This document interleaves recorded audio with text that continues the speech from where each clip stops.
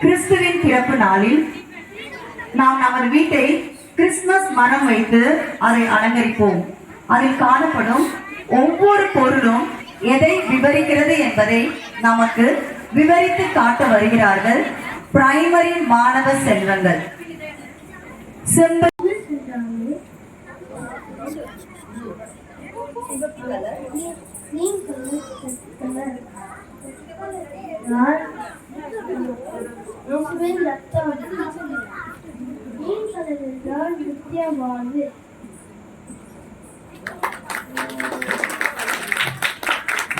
Christmas மரம் பசுமையானது மற்றும் நித்திய வாழ்வை குறிக்கும். கிறிஸ்துமஸ் மரம் வானத்தை நோக்கி வளர்வது போல நாமும் பரவலை நோக்கி பயணம் செய்வோம். அன்று சாஸ்திரிகளுக்கு நட்சத்திரம் வழிகாட்டியா இருந்தது போல நாமும் மற்றவர்களுக்கு இயேசு வர வழிகாட்டணும்.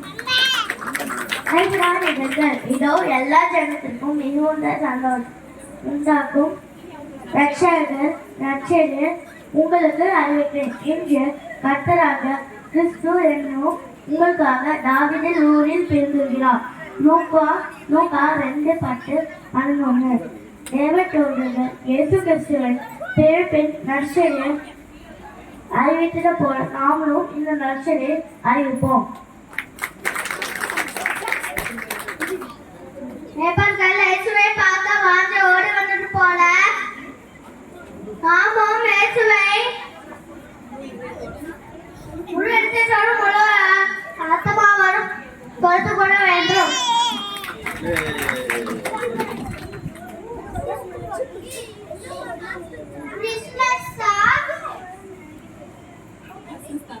கிறிஸ்மஸ் தாத்தா கிஃப்ட் சாஸ்குள்ள வச்சிட்டு போயிடுவாங்க.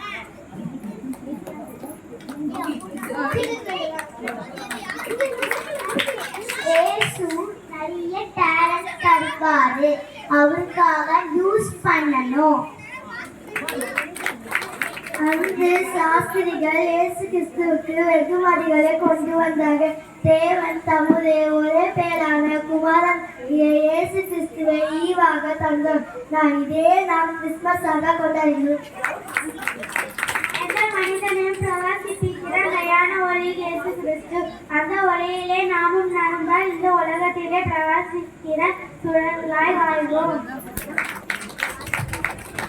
கிறிஸ்துமஸ் படையல் எப்படி ஆரம்பமும் முடிவும் இல்லையோ அப்படியே இயேசு கிறிஸ்துவோட அன்பு அளவடப்பட முடியாதது.